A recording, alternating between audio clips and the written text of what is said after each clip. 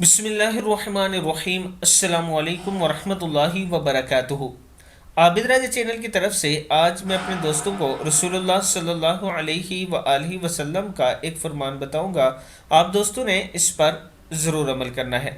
ایک دعا جس کا ثواب اللہ تعالیٰ نے چھپا رکھا ہے۔ رسول اللہ صلی اللہ علیہ وآلہ وسلم نے ارشاد فرمایا، ایک بار ایک شخص نے یہ کلمہ کہا، فرشتے گھبرا گئے کہ اس کا کتنا اجر لکھے۔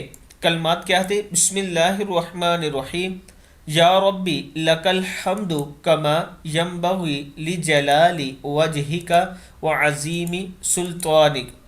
فرشتے گھبرا گئے کہ اس کا کتنا اجر لکھے۔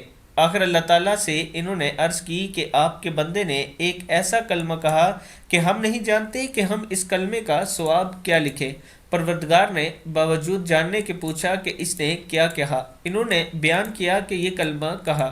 اللہ تعالیٰ نے فرمایا، تم اس مذکورہ کلمے کو اسی طرح لکھ لو، میں اسے اپنی ملاقات کے وقت قیامت کے دن اس کا اجر خود دے دوں گا۔